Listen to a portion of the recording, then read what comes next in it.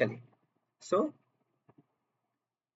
तो बच्चों सीधी सी बात है, IPO as well as FPO ये दोनों प्राइमरी मार्केट का पार्ट है, ठीक है। अब बच्चों क्या कंपनी न्यू शेयर्स भी इश्यू कर सकती है और existing share holder offer for cell भी लेके आ सकते हैं? बच्चों कोई दिक्कत नहीं, कंपनी ऐसा भी कर सकती है। आईपीओ में भी हो सकता है, एफपीओ में भी हो सकता है। जैसे जोमेटो का आईपीओ आ रहा है अभी। सो बच्चों अगर आप जोमेटो का आईपीओ देखें, if you see the IPO of Zomato, what's happening in Zomato's IPO, Zomato के आईपीओ में नए शेयर्स भी इश्यू हो रहे हैं, कंपनी जो है वो नए शेयर्स भी इश्यू कर रही है, और एग्जिस्टिंग शेयर होल्डर मेरे ख्याल से जो नौकरी.com के जो प्रमोटर हैं, इन्फो एज कंपनी के जो प्रमोटर हैं, वो और एक दो पुराने शेयर होल्डर्स क्या कर रहे हैं, ऑफर फॉर शेयर के सेल के थ्रू अपने शेयर्स बेच रहे हैं। तो नए शेयर्स भी इश्यू हो रहे हैं, it is IPO as well as offer for sale. तो ये प्राइमरी मार्केट है, ठीक है। तो पहला मार्केट क्या हो गया बच्चों, सिक्योरिटीज मार्केट जो है वो दो कैटेगरी में डिवाइड हो गया, पहला है प्राइमरी मार्केट और दूसरा है। तो बच्चों प्राइमरी मार्केट में क्या होता है, प्राइमरी मार्केट में what happens in primary market is, primary market में आपकी कंपनी के जो शेयर्स हैं वो स्टॉक एक्सचेंज में लिस्ट हो जाते हैं, ठीक है। अब what happens in secondary market, दूसरा सवाल ये है कि यार दुष्यंत सर सेकेंडरी मार्केट में क्या होता है? प्राइमरी मार्केट में शेयर्स लिस्ट हो जाते हैं स्टॉक मार्केट में, एग्जैक्टली तो पहली बार आपने आपके शेयर स्टॉक मार्केट, नए शेयर्स थे स्टॉक मार्केट में लिस्ट हो गए, प्लस पब्लिक को आपने वो शेयर बेच भी दिए। अब बचे सेकेंडरी मार्केट, सेकेंडरी मार्केट में क्या होता है, जो शेयर्स ऑलरेडी स्टॉक एक्सचेंज में लिस्ट हैं वो शेयर क्या होना शुरू हो जाते हैं, ट्रेड होना शुरू हो जाते हैं। तो फॉर एग्जांपल रिलायंस के आईपीओ में मुझे 10 शेयर मिले, मान लीजिए 10 शेयर्स मिले, तो ये कहाँ से मिले मिले मुझे, प्राइमरी मार्केट में। बच्चों हमेशा याद रखें प्राइमरी मार्केट में आप शेयर डायरेक्टली कंपनी से खरीदते हो, आपको शेयर डायरेक्टली प्राइमरी मार्केट में कौन देता है, कंपनी, ब्रोकर का कोई इन्वॉल्वमेंट नहीं होता। अब जो है सेकेंडरी मार्केट की बात करूं मैं, तो आपने आपके पास शेयर तो आ गए थे कंपनी के, सेकेंडरी मार्केट में what you would do is, secondary market में जो शेयर आपके पास ऑलरेडी आए हैं वो आप ब्रोकर के थ्रू क्या कर सकते हो, सेल कर सकते हो। जिन लोगों को शेयर आईपीओ में एफपीओ में नहीं मिल पाए वो लोग क्या कर सकते हैं, सेकेंडरी मार्केट के थ्रू शेयर बाय कर सकते हैं। बट सेकेंडरी मार्केट में जो भी ट्रांजेक्शन होगा, सेकेंडरी मार्केट में नए शेयर हैं, ऑलरेडी इश्यूड शेयर है, ऑलरेडी इश्यूड शेयर्स है, और आप ब्रोकर के थ्रू उसको मार्केट से खरीदते हो, मतलब आपको बेचना है, किसी दूसरे इन्वेस्टर को खरीदना है, तो वो सारा ट्रांजेक्शन चलता रहता है। Is that clear? नाउ अब हम बात करते हैं सेबी एक्ट का सेक्शन 4 से सेक्शन 9 के बीच में। तो बच्चों आप सेबी का कार्यशैली समझिए, सेबी में कौन कौन होता है, सेबी में कैसा काम होता है, तो इसके बारे में हम थोड़ा सा डिस्कशन करते हैं, ठीक है। सो बेसिकली अगर मैं सेबी की बात करूं बच्चों, ध्यान से कीजिए, बहुत सिंपल है। अगर मैं सेबी की बात करूं तो सेबी एक बोर्ड है। बोर्ड का मतलब क्या हो गया, बॉडी ऑफ पर्सन। इसमें बहुत सारे लोग हैं, सेबी के बोर्ड में बहुत सारे लोग हैं। अब बच्चों एक और चीज याद रखिए, सेबी को किसने बनाया है, SEBI has been created by SEBI act 1992। SEBI को किसने क्रिएट किया है, सेबी एक्ट 1992। तो SEBI is a statutory body. SEBI क्या है बच्चों, SEBI happens to be what बेटा, SEBI happens to be a statutory body. अब सेबी में कौन कौन होता है, ठीक है। अब बच्चों आपको पता होगा सेबी के आने के पहले स्टॉक मार्केट को इंडिया में रेगुलेट कौन करता था, कैपिटल कंट्रोलर, एक गधा आईएएस ऑफिसर होता था जो पूरे स्टॉक मार्केट को रेगुलेट किया करता था, जिसको स्टॉक मार्केट का कुछ भी नहीं आता था। आपने अगर स्कैम सीरीज देखी तो आपको शायद पता होगा, वो हर्षद मेहता दिल्ली भागता था बार बार ना। लेकिन हर्षद मेहता के स्कैम के बाद जब सेबी अमल में आया तो सेबी में प्रॉपर हमने एक बोर्ड बनाया जिसमें हमने बहुत सारे जानकार लोगों की नियुक्ति कराई। अब सेबी के बोर्ड में कौन कौन होता है, तो सेबी का बोर्ड, सेबी एक्ट में लिखा हुआ है कि सेबी सेबी एक बोर्ड होगा, सेबी बनेगा, परपेचुअल सक्सेशन बॉडी कॉर्पोरेट होगा। अब सेबी के बोर्ड में कौन कौन है, तो सेबी के बोर्ड में होते हैं चेयरपर्सन, जिसको सेंट्रल गवर्नमेंट अपॉइंट करती है, जिसके पास law, accounts, finance, economics, international trade, public administration, इन सब का एक्सपीरियंस हो, प्लस जो बंदा चेयरपर्सन अपॉइंट होगा वो एबिलिटी, इंटीग्रिटी और स्टैंडिंग, ये तीनों चीजों का एक्सपीरियंस होना चाहिए, स्टॉक मार्केट का नॉलेज होना चाहिए। सो कुल मिला के एक आईएएस ऑफिसर जो बैंकिंग वैंकिंग के क्षेत्र में काम कर रहा है, फाइनेंशियल कंपनीज के क्षेत्र में काम कर रहा है, उसको बेसिकली चेयरपर्सन अपॉइंट करते हैं। फिर इसको अच्छा कौन अपॉइंट करता है, सेंट्रल। एक बंदा जो होता है उसको ministry of corporate affairs appoint करती है, एक बंदे को, एक इनका रिप्रेजेंटेटिव होता है। एक बंदे को ministry of finance affairs appoint करती है। एक बंदा जो है सेबी के बोर्ड में आरबीआई को रिप्रेजेंट करता है। और इसके अलावा 5 दूसरे मेंबर होते हैं जिनको सेंट्रल गवर्नमेंट अपॉइंट करती है, ठीक है। और इन 5 में से जो 3 मेंबर होते हैं वो कौन से मेंबर होते हैं? Full time member. Full time member मतलब ये लोग अपना पूरा, ये फुल टाइम एम्प्लॉइज होते हैं, आप मान लीजिए, ये सभी के अलावा अपना ध्यान कहीं और लगाते नहीं। सो ये भी सेंट्रल गवर्नमेंट का ही बंदा है, समझ लीजिए। मिनिस्ट्री ऑफ कॉर्पोरेट अफेयर्स वाला भी सेंट्रल गवर्नमेंट का ही बंदा होगा, मिनिस्ट्री ऑफ फाइनेंस वाला भी सेंट्रल गवर्नमेंट का ही बंदा होगा, आरबीआई वाला आरबीआई अपॉइंट करता है। अगेन इनडायरेक्टली आप देखो तो आरबीआई के ऊपर कहीं ना कहीं सेंट्रल गवर्नमेंट का कंट्रोल है आरबीआई एक्ट के द्वारा, और ये 5 बंदों को भी सेंट्रल गवर्नमेंट अपॉइंट करती है। तो ये सब लोग मिलकर क्या बनाते हैं? सेबी का बोर्ड बनाते हैं। Is that clear? तो ये सारे लोग मिलकर क्या बनाएंगे बच्चों? These all people will form the board of SEBI. अब बच्चों हमेशा याद रखिए, सेबी का बोर्ड जो है वो अपने डिसीजन कैसे लेता है? सेबी कौन से डिसीजन लेता है कि भाई सेबी एक्ट में क्या चेंजेस करने होने, क्या चेंजेस रेकमेंड करने हैं, नए रूल्स कौन से बनाने हैं, रेगुलेशंस कौन से बनाने हैं, ये सारी चीजें सेबी डिसाइड करता है। पेनल्टी किसको लगाना है, पनिश किसको करना है, कितनी पेनल्टी लगाना है, ये सब सेबी डिसाइड करता है, ठीक है। तो हमेशा याद रखिए, सेबी अपने डिसीजन कैसे लेता है? सेबी अपने डिसीजन लेता है मीटिंग में, और मीटिंग में कैसे? By vote of majority. So बच्चों how SEBI takes its decision? बच्चों सेबी का डिसीजन कैसे आता है? सेबी का डिसीजन आता है सेबी की मीटिंग में, और सेबी की मीटिंग में कैसे आता है बच्चों? By vote of majority, right. ना ध्यान से, अब बच्चों सेबी के डिसीजन आते हैं सेबी की मीटिंग में by vote of majority, right. अगर मान लीजिए इक्वालिटी ऑफ वोट हो तो मीटिंग में वही पार्टिसिपेट करते हैं सारे मेंबर जो मैंने आपको बताया। इक्वालिटी ऑफ वोट तो जो उस मीटिंग का चेयरपर्सन होता है वो क्या करता है? सेकंड वोट डालता है, मतलब उसने अपना पहला वोट तो डाल दिया, और इक्वालिटी ऑफ वोट है तो वो अपना सेकंड वोट डालता है, ठीक है। और जो सेकंड वोट होगा वो नहीं डालेगा कि जो उसको सही लगता है, वो डालेगा सिक्योरिटीज मार्केट के हित में। तो ये ध्यान में रखिए। Is that clear?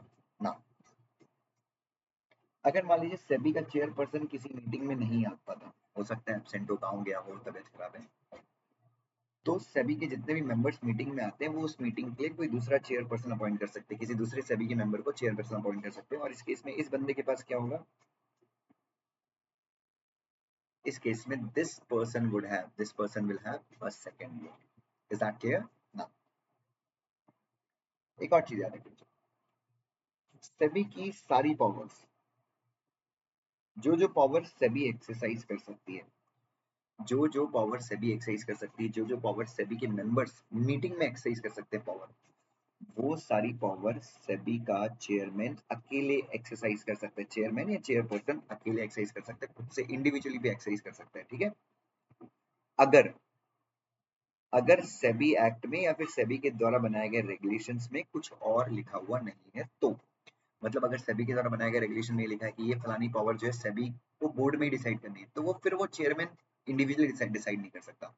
लेकिन अगर मान लीजिए सेबी एक्ट में कुछ भी नहीं लिखा है, तो जनरल रूल ये है कि जो पावर सेबी एक्सरसाइज कर सकती है वो सारी पावर कौन एक्सरसाइज कर सकता है? सेबी का चेयरमैन। ये ध्यान रखिए। उसके बाद बच्चों ध्यान देखिए, बच्चों सेबी की मीटिंग में अगर कोई मेंबर, सेबी का कोई मेंबर किसी मामले में इंटरेस्टेड है, तो बच्चों उस मेंबर को अपना इंटरेस्ट डिस्क्लोज करना चाहिए और उसको उस मामले में पार्टिसिपेट नहीं करना चाहिए। तो फॉर एग्जांपल सेबी की मीटिंग में डिसाइड हो रहा है कि रिजर्व बैंक ऑफ इंडिया के खिलाफ कुछ तो एक्शन लेना है, तो उस मैटर में रिजर्व बैंक ऑफ इंडिया का जो मेंबर है वो इंटरेस्टेड कहलाएगा, वो उस मैटर में वोट डालेगा नहीं और वो पार्टिसिपेट ही नहीं करेगा उस मैटर में। ये ध्यान में रखिए। Number one. बच्चे सेंट्रल गवर्नमेंट 3 मंथ्स का नोटिस देके सेबी के किसी भी मेंबर को निकाल सकती है, और सेबी का कोई भी मेंबर 3 महीने का नोटिस देके खुद भी सेबी के ऑफिस से क्या कर सकता है? रिजाइन कर सकता है। ये चीजें आप ध्यान में रखिएगा, ठीक है। I think this is clear to every one of you. Very nice. SEBI का जो मैनेजमेंट होता है, सुपरविजन होता है, डायरेक्शन होता है, ये सब कौन करता है? सेबी के मेंबर्स करते हैं। सेबी के सारे पावर और फंक्शन उसके मेंबर्स भी एक्सरसाइज कर सकते हैं। सेबी के सारे पावर्स और सेबी के सारे फंक्शंस उसके मेंबर एक्सरसाइज कर सकते हैं। लेकिन मेंबर्स कहाँ पे एक्सरसाइज करेंगे? अगर मेंबर कब एक्सरसाइज करेंगे? जब सेबी ने मेंबर्स को क्या किया है? ऑथोराइज किया है। और अगर ऑथराइज नहीं किया तो मेंबर सारे फंक्शन कहाँ पे एक्सरसाइज करते हैं? सेबी की मीटिंग, ठीक है। सेबी के मेंबर का ड्यूरेशन कितना होगा, कितने टाइम के लिए वो ऑफिस में रहेंगे, तो ये सेंट्रल गवर्नमेंट डिसाइड करती है रूल्स के थ्रू, हमेशा याद रखिए। सेबी एक्ट के सेक्शन 29 ने सेंट्रल गवर्नमेंट को पावर दी है कि सेंट्रल गवर्नमेंट रूल्स बना सकती है, और सेबी एक्ट के सेक्शन 30 ने सेबी को पावर दी है कि स्टॉक मार्केट के लिए सेबी क्या कर सकती है, रेगुलेशंस बना सकती है, ठीक है। चलिए अब बच्चों power and functions of SEBI. तो बच्चों सेबी, अब इसमें मैं हमेशा कहता हूँ कि जब भी सेबी की पावर और सेबी की फंक्शंस की बात आती है तो आप बिल्कुल सेक्शन 11 एकदम अच्छे से याद रखिए। सेबी की पावर क्या है, सेबी की फंक्शंस क्या है, सेबी के रूल्स क्या है, रिस्पॉन्सिबिलिटीज क्या है, जिम्मेदारियां सेबी की क्या है, ये सारी की सारी चीजें कहाँ पे लिखी हुई हैं, सेबी एक्ट के सेक्शन 11 में। तो बच्चों बहुत अच्छे से आपको ये सेक्शन याद रखना है। तो सेबी के तीन मेन फंक्शन है, जैसे कि आपको पता है सेबी के तीन ऑब्जेक्टिव है। पहला, इन्वेस्टर को क्या करना, प्रोटेक्ट करना। स्टॉक मार्केट को डेवलप करना, स्टॉक मार्केट के डेवलपमेंट के लिए काम करना। और तीसरा, स्टॉक मार्केट को क्या करना है, सिक्योरिटीज मार्केट को क्या करना, रेगुलेट करना। रेगुलेट करना मतलब नियंत्रित रखना, नियंत्रित करना कि भाई स्टॉक मार्केट में कोई उल्टी सीधी चीज ना हो जाए। उसके बाद सभी के और भी फंक्शंस हैं। स्टॉक एक्सचेंज में जो भी काम होता है उसको रेगुलेट करना। कैपिटल मार्केट इंटरमीडियरीज को रेगुलेट करना। इंटरमीडियरीज कौन होते हैं, स्टॉक ब्रोकर, जितने भी लोग कंपनी और इन्वेस्टर का जो लोग संगम करवाते हैं, मिलवाते हैं बीच के लोग, इनको हम क्या बोलते हैं, इंटरमीडियरी कहते हैं। तो बहुत सारी इंटरमीडियरीज को रेगुलेट करना, उनको रजिस्टर करना। Insider trading, unfair trading, fraudulent and manipulative trading रोकना। इन्वेस्टर का एजुकेशन और उनकी ट्रेनिंग, इन्वेस्टर को एजुकेट करना, इन्वेस्टर को ट्रेन करना स्टॉक मार्केट के बारे में। देन इंस्पेक्शन कर सकती है, इंक्वायरी कर सकती है, स्टॉक मार्केट की जो अलग अलग इंटरमीडियरीज है उनका ऑडिट कर सकती है अगर सभी को लगता है कि इनके यहाँ किसी प्रकार का गड़बड़ हुआ है। Now what is manipulative trading. तो बच्चों जब एक कोई भी एक इंसान किसी दूसरे इंसान को स्टॉक खरीदने के लिए या स्टॉक बेचने के लिए किसी गलत तरीके से धोखाधड़ी करके, कुछ गड़बड़ करके, अगर मैं आपको कन्विंस कर लूं कि स्टॉक खरीद लो, स्टॉक बेच लो, इसको हम फ्रॉडलेंट ट्रेडिंग बोलते हैं, मैनिपुलेटिव ट्रेडिंग बोलते हैं। इनसाइडर ट्रेडिंग, इनसाइडर ट्रेडिंग का मतलब क्या होता है, ऐसी जानकारी के आधार पे शेयर में ट्रेड करना जो जानकारी किसी को नहीं पता है। जैसे फॉर एग्जांपल मैं एक्स लिमिटेड का,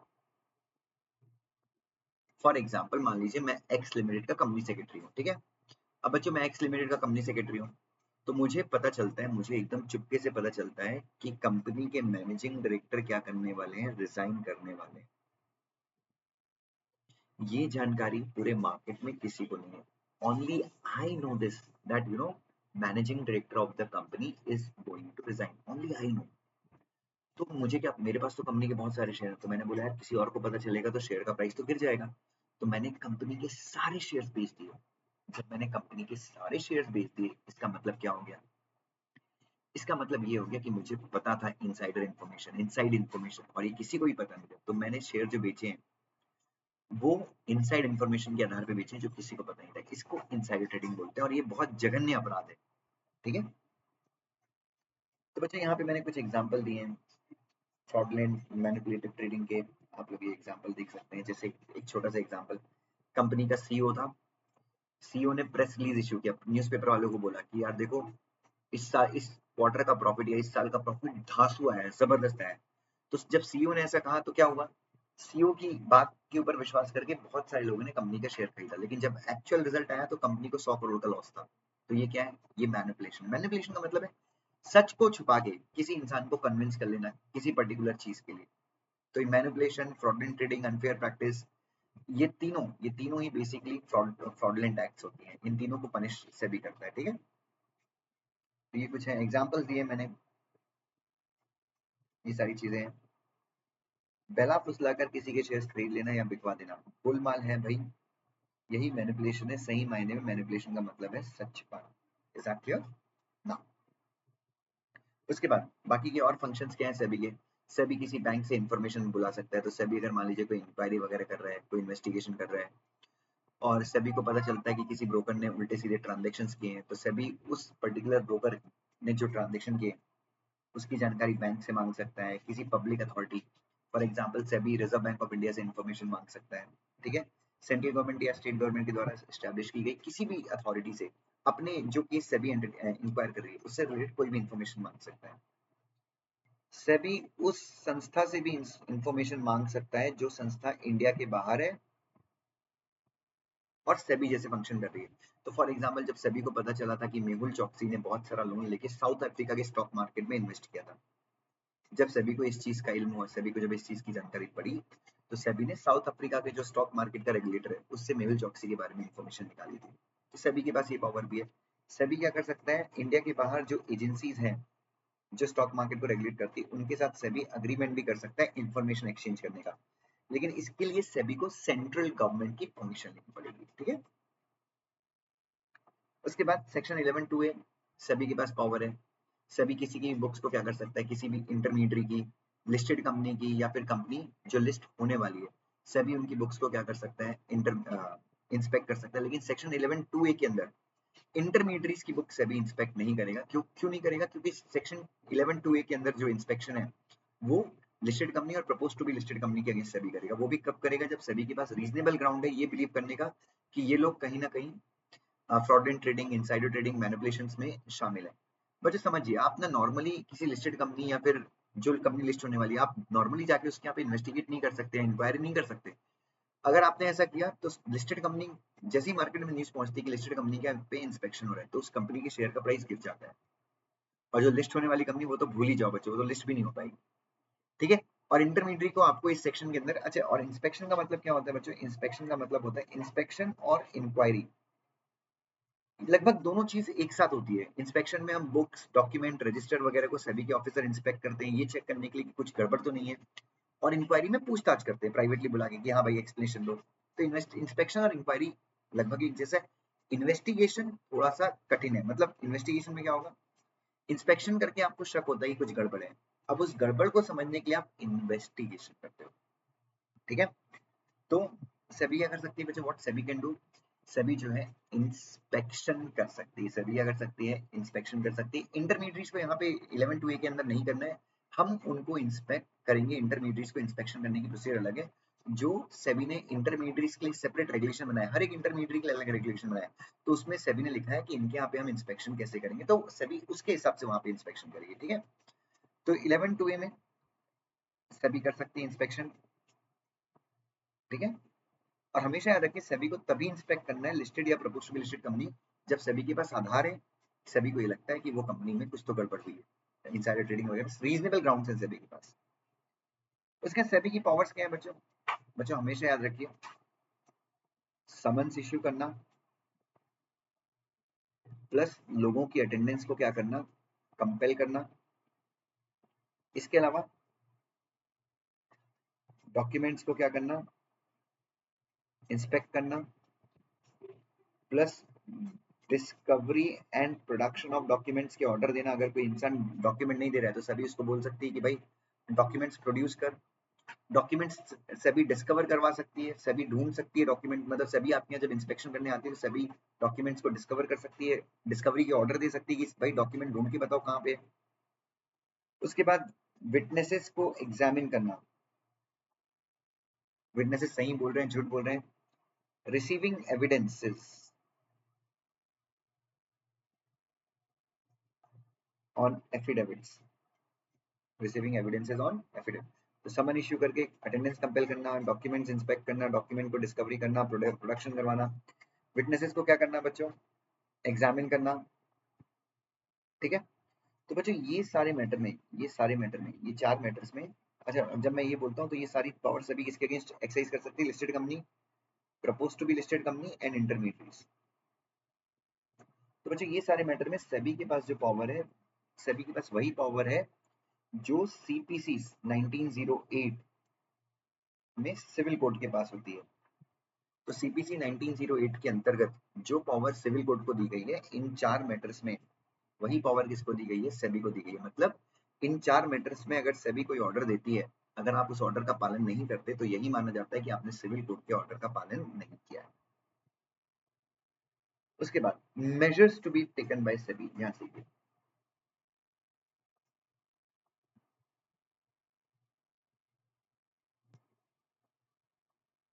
Now what do you mean by measures to be taken by SEBI? Measures to be taken by SEBI का मतलब है SEBI क्या कार्यवाही कर सकती है। ठीक है। What measures can SEBI take? तो बच्चों ध्यान से देखिए, इंस्पेक्शन, इंक्वायरी या फिर इन्वेस्टिगेशन के दौरान, या फिर इंस्पेक्शन, इन्वेस्टिगेशन और इंक्वायरी के बाद, ठीक है, स्टॉक मार्केट के भले के लिए, in the interest of securities market, या फिर इन्वेस्टर को क्या करने के लिए, प्रोटेक्ट करने के लिए, सेबी जो है ये सारे मेजर्स ले सकती है। और सेबी ये सारे मेजर्स कैसे लेगी? सबसे पहले सेबी ये सारे मेजर लेने के पहले रीजंस रिकॉर्ड करेगी इन राइटिंग कि सेबी ऐसा क्यों कर रही है। और तो बच्चों ध्यान देखिए, ये चीजें ध्यान में रखिएगा। और स्टॉक मार्केट भले के लिए या फिर इन्वेस्टर को प्रोटेक्ट करने के लिए सेबी के पास पावर है कि सेबी ये सारी चीजें कर सकती है। हाँ, लेकिन कब करेगी सेबी? जब ये सारी मेजर्स लेगी तो सेबी को ऐसे मेजर क्यों ले रही है सेबी? उसके लिए सेबी को रीजंस लिखने पड़ेंगे कि सेबी ऐसा क्यों कर रही है। किसी भी स्टॉक इंसान को सेबी स्टॉक मार्केट से किसी भी इंसान को ट्रेडिंग से क्या कर सकती है? सेबी रोक सकती है। किसी भी इंसान को सेबी स्टॉक एक्सचेंज में ट्रेडिंग करने से क्या कर सकती है? सस्पेंड कर सकती है थोड़े टाइम के लिए। सेबी किसी भी इंसान को क्या कर सकती है? रिस्ट्रेन कर सकती है। रिस्ट्रेन करना मतलब अगेन रोकना। सेबी किसी भी इंसान को क्या कर सकती है? रिस्ट्रेन कर सकती है किसी से बाय करना, सेल करना, डील करना इन सिक्योरिटीज मार्केट, ठीक है। अगेन ये भी रिस्ट्रेनिंग मतलब सेबी एक पर्टिकुलर पीरियड के लिए। सस्पेंडिंग फ्रॉम ट्रेडिंग, सेबी ये स्टॉक ब्रोकर के खिलाफ भी एक्शन ले सकती है। और ये वाला जो एक्शन है रिस्ट्रेनिंग द पर्सन, ये किसी भी इंसान को सेबी रोक सकती है।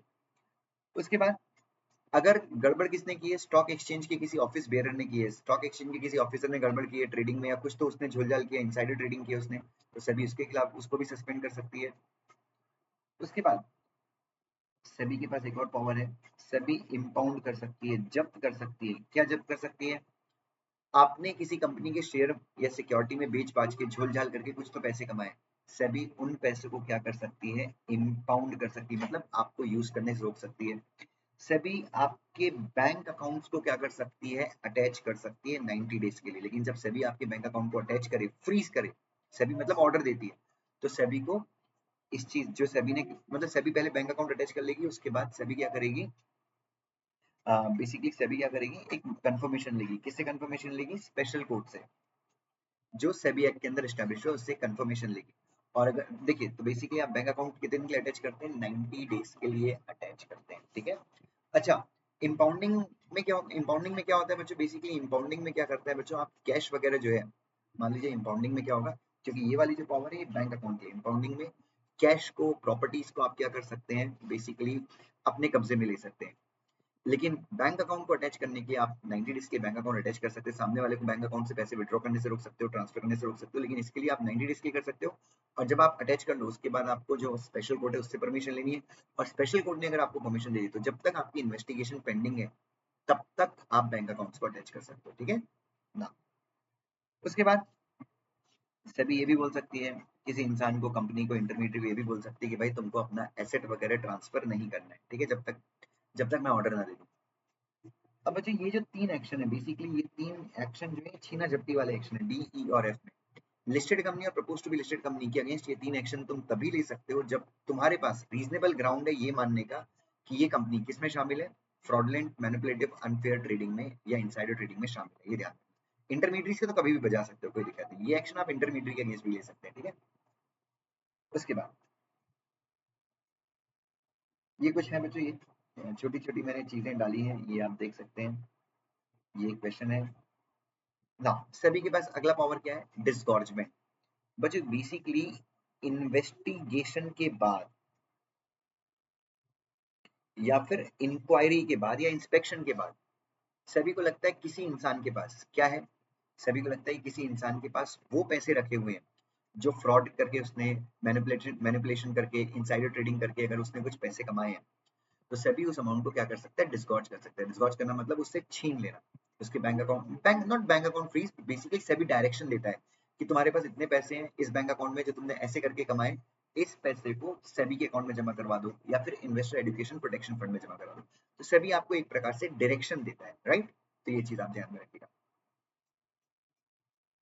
तो ये डिस्गॉर्जिंग का पावर है सेबी के पास। अब यहाँ पे एक प्रैक्टिकल एग्जांपल है कि अमलेंद्र मुखर्जी नाम के आदमी का सेबी ने इतना करोड़ रुपए क्या कर दिया था? डिस्गॉर्ज कर दिया था, प्लस उसको स्टॉक मार्केट से 7 ईयर्स के लिए बाहर कर दिया था। इनसाइडर ट्रेडिंग में शामिल था वो, और सेबी ने ऐसा कब किया था? इन्वेस्टिगेशन करने के बाद। ठीक है, चलिए उसके बाद सेबी की एक और सबसे बढ़िया पावर है। सेबी, आप सबको पता है प्रोस्पेक्टस किसी भी कंपनी के लिए कितना इश्यू है, इंपॉर्टेंट है। कोई भी कंपनी अपना पब्लिक इश्यू कैसे लेके आ सकती है? After issuing prospectus. कोई भी कंपनी हो, एक्स वाई जेड, कोई भी कंपनी हो, वो अपना पब्लिक इश्यू कैसे लेके आ सकती है? प्रोस्पेक्टस इश्यू करने के बाद। सेबी के पास क्या है? सेबी के पास एक जबरदस्त पावर है। सभी आपके प्रोस्पेक्टस को अप्रूव कर सकती है, मतलब सभी आपके प्रोस्पेक्टस को एक्सेप्ट कर सकती है। अप्रूव के बदले अपन चाहे एक्सेप्ट बोल सकते हैं। सभी आपके प्रोस्पेक्टस को एक्सेप्ट कर सकती है, सभी आपके प्रोस्पेक्टस को रिजेक्ट कर सकती है। सभी किसी कंपनी को या किसी इंसान को बोल सकती है कि भाई तुम आज से 5 साल तक तुम प्रोस्पेक्टस इश्यू कर ही नहीं सकते। मतलब सभी आपको प्रतिबंधित कर सकती है प्रोस्पेक्टस इश्यू करने से। और देखिए, आपको प्रोस्पेक्टस इश्यू करने से प्रतिबंधित कर दिया, मतलब आप स्टॉक मार्केट में स्टॉक मार्केट में अपना पब्लिक इश्यू लेकर आ ही नहीं सकते। क्योंकि कंपनीज एक्ट का सेक्शन 23 और सेक्शन 40 ये बोलता है कि भाई अगर आपको स्टॉक मार्केट में पब्लिक इश्यू लेके आना तो प्रोस्पेक्टस इश्यू करना बहुत जरूरी है। तो सभी अगर आपको सभी किसी भी इंसान को प्रोहिबिट कर सकती है फ्रॉम इशूइंग प्रोस्पेक्टस। पॉइंट लिख सकते हैं यहाँ पे, सभी में prohibit any person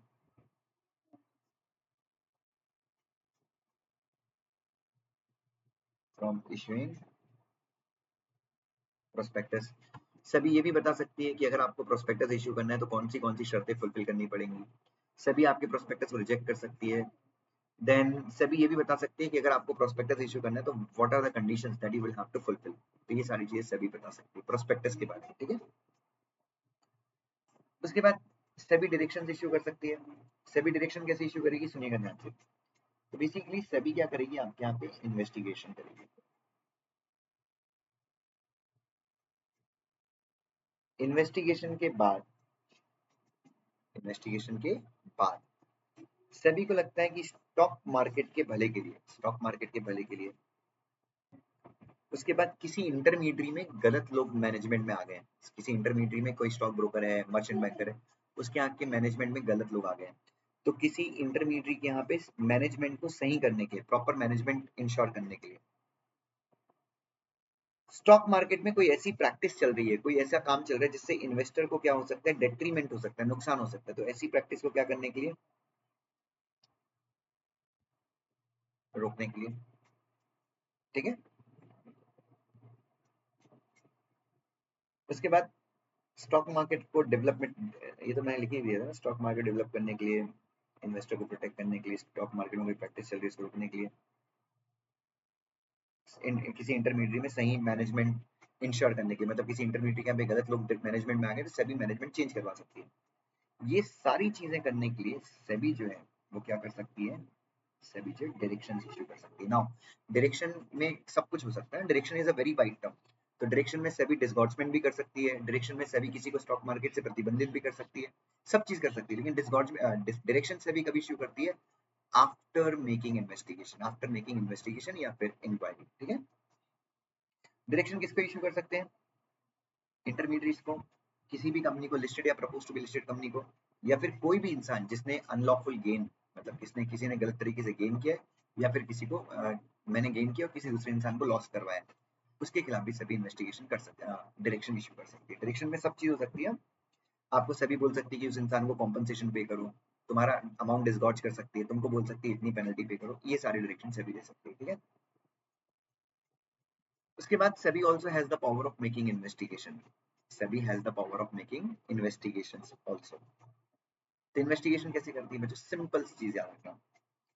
so SEBI के पास अगर SEBI का अगर रीजनेबल ओपिनियन है कि स्टॉक मार्केट में कोई ऐसा ट्रांजेक्शन हुआ है जिससे स्टॉक मार्केट के डेवलपमेंट पे असर पड़ सकता है, या फिर जिससे इन्वेस्टर को नुकसान हुआ है, या इन्वेस्टर को नुकसान हो सकता है, तो सभी को ऐसा लगता है, सभी को खुद से लगता है या फिर किसी ने जो शिकायत करी है उसके कारण सभी को लगता है कि स्टॉक मार्केट में कुछ तो ऐसा गड़बड़ हुआ है जिससे किसी इन्वेस्टर को नुकसान हो सकता है। तो सभी क्या कर सकती है, सभी एक ऑर्डर इश्यू करती है, और ये इन्वेस्टिगेशन है। इन्वेस्टिगेशन मतलब बहुत सीरियसली जांच होती है। इंस्पेक्शन और इंक्वायरी थोड़ा सा बेसिक था, बट यहाँ पे बिना नोटिस के भी इन्वेस्टिगेशन हो सकती है। ठीक है, तो सभी एक ऑर्डर इश्यू करती है, ऑर्डर इश्यू करके सभी क्या अपॉइंट करती है, एडजुडिकेटिंग ऑफिसर अपॉइंट करती है। और ये एडजुडिकेटिंग ऑफिसर किसी भी इंटरमीडियरी का, लिस्टेड कंपनी का या propose to be listed company का क्या कर सकता है, इंक्वायरी कर सकता है। इंटरमीडियरी, लिस्टेड कंपनी या propose to be listed company का कि यहाँ पे इन्वेस्टिगेशन कर सकता है। ठीक है, अब आपके यहाँ पे जब अच्छा, लिस्टेड और propose to be listed company के यहाँ पे इन्वेस्टिगेशन कब होगी, जब सभी को यकीन है कि भाई ये लोग मैनिपुलेशन में, फ्रॉड में, इनसाइडर ट्रेडिंग में शामिल है। इसकी तो कभी बजा दो, कोई दिक्कत ही नहीं है। ठीक है, अब एडजुडिकेटिंग ऑफिसर जब इंक्वायरी करने आता है, जब एडजुडिकेटिंग ऑफिसर क्या करने आता है, इंक्वायरी करने आता है, तो कुछ चीजें याद रखिएगा। जिसके यहाँ पे इंक्वायरी हो रही है उसका काम है कि वो सभी के साथ क्या करे, सभी के साथ, सभी के जो ऑफिसर्स हैं उनके साथ क्या करे, फुल्ली कोऑपरेट करे। अब जो सेबी का इन्वेस्टिगेटिंग ऑफिसर है वो क्या क्या चीजें कर सकते हैं।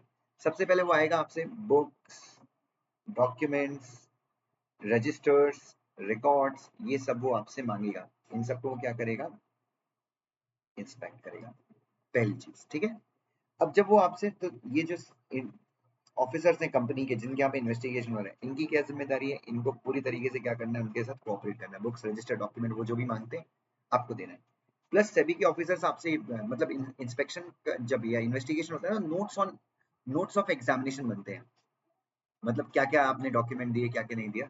तो सेबी के जो इन्वेस्टिगेटिंग ऑफिसर हैं वो इन्वेस्टिगेशन करने के बाद जो कंपनी के ऑफिसर्स हैं उनसे बोल सकते हैं कि आपको नोट्स ऑन एग्जामिनेशन साइन करने हैं, तो कंपनी के ऑफिसर्स को साइन करना है। सेबी के ऑफिसर ये भी बोल सकते हैं कि इन्वेस्टिगेशन के दौरान मैनेजिंग डायरेक्टर, मैनेजर या फिर कंपनी का कोई ऑफिसर, उसको व्यक्तिगत तौर पे प्रेजेंट रहना पड़ेगा, तो इनको प्रेजेंट रहना पड़ेगा। सेबी के ऑफिसर चाहे तो 6 मंथ्स के लिए, सेबी के ऑफिसर अगर चाहे तो 6 मंथ्स के लिए कंपनी के बुक्स, रिकॉर्ड्स, डॉक्यूमेंट्स, रजिस्टर्स, इनको सेबी के ऑफिसर अपनी कस्टडी में रख सकते हैं। ठीक है, अपनी कस्टडी में रख सकते हैं, ध्यान से देखिएगा। मैं सीजर की बात नहीं कर रहा हूँ, सीजर इज डिफरेंट। यहाँ पे अपनी कस्टडी में रखने का मतलब है कि हम कंट्रोल ले लेंगे उसका। कब हो सकता है वो बुक्स, डॉक्यूमेंट कंपनी के ही ऑफिस में रहे जिसके यहाँ पे हम इन्वेस्टिगेट करें, लेकिन उसका कब्जा हम अपने, उसका पोजीशन हम अपने पास रख लेते हैं। ठीक है, दूसरा होता है, दूसरा होता है कि अगर मान लीजिए, अगर इन्वेस्टिगेटिंग ऑफिसर को लगता है कि कुछ डॉक्यूमेंट हैं, कुछ बुक्स हैं, कुछ रिकॉर्ड्स हैं, वो कंपनी प्रोड्यूस नहीं कर रही है, नंबर वन। या फिर इन्वेस्टिगेटिंग ऑफिसर को लगता है कंपनी ने प्रोड्यूस तो किया है, बट अगर इन डॉक्यूमेंट्स को हमने यहाँ पे छोड़ा, कंपनी में छोड़ा, भले ही हम उनको अपनी कस्टडी में ले लें, बट हमने कंपनी में छोड़ा, तो ये लोग इन डॉक्यूमेंट्स को, रिकॉर्ड्स को डिस्ट्रॉय कर सकते हैं, उसको सड़ा सकते हैं, उसको गला सकते हैं, आग लगा सकते हैं, या फिर उसमें चेंजेस कर सकते हैं। तो सेबी के जो ऑफिसर्स हैं, एडजुडिकेटिंग ऑफिसर, वहां लोकल मजिस्ट्रेट ऑफ मुंबई या फिर पूरे इंडिया में कोई भी मजिस्ट्रेट जिसको सेंट्रल गवर्नमेंट ने नोटिफाई किया है, उसको एप्लीकेशन देकर, उसको एप्लीकेशन देके इन सारी चीजों को क्या कर सकते हैं, सीज कर सकते हैं। ठीक है, अच्छा, और ये जो पहले अपने आपने अपनी कस्टडी में लिया था वो कितने महीने के लिए रख सकते हैं कस्टडी में, 6 मंथ्स के लिए, और 6 मंथ्स के बाद रिटर्न करना है। और जो आपने सीज किया है मजिस्ट्रेट की परमिशन से, वो आप सीज कर सकते हैं। तो मजिस्ट्रेट आपको किस किस चीज की परमिशन दे सकता है, मजिस्ट्रेट आपको किसी भी प्रीमाइसेस में घुसने की परमिशन दे सकता है कि आप वहां पे घुस सकते हो और रिकॉर्ड डॉक्यूमेंट चेक कर सकते हो। तो आप किसी भी प्रीमाइसेस में घुस सकते हो, आप सर्च कर सकते हो, और सर्च करने के बाद अगर आपको रिकॉर्ड डॉक्यूमेंट मिल जाए तो आप उनको क्या कर सकते हैं, सीज कर सकते हैं। तो ये तीनों चीज आप किसकी परमिशन से कर सकते हैं, मजिस्ट्रेट। तो सीजर करना है तो उसके लिए मजिस्ट्रेट की परमिशन है। उसके बाद रिकॉर्ड, जब सारे रिकॉर्ड और सारे डॉक्यूमेंट सेबी के ऑफिसर्स के पास आ जाएंगे, तो उसके बाद सेबी के ऑफिसर्स क्या करेंगे, प्रॉपर इन्वेस्टिगेशन खत्म करेंगे, notes of sorry notes on examination बनाएंगे, उसके ऊपर कंपनी का ऑफिसर का साइन करवाएंगे। और फिर सेबी के जो एडजुडिकेटिंग ऑफिसर्स हैं, एडजुडिकेटिंग ऑफिसर कौन होता है, he is not below the rank of divisional chief. वो क्या करता है, उसके आधार पे वो क्या करेगा, ऑर्डर पास करेगा। कौन ऑर्डर पास करेगा, adjudicating officer. Is that clear? तो ये पूरा इन्वेस्टिगेशन होता है और ऑर्डर पास होता है। अगर आप ऑर्डर से खुश नहीं है तो आप चाहो तो सेट में अपील भी कर सकते हो, सिक्योरिटीज अपील ट्रिब्यूनल में। ठीक है बच्चों, so this is the first, ये रिवीजन है बच्चों। तो ये फर्स्ट, ये चैप्टर बहुत बड़ा है, तो इसका रिवीजन मैं धीरे धीरे आप लोगों को भेजता रहूंगा। ठीक है, thank you so much, God bless you बच्चों।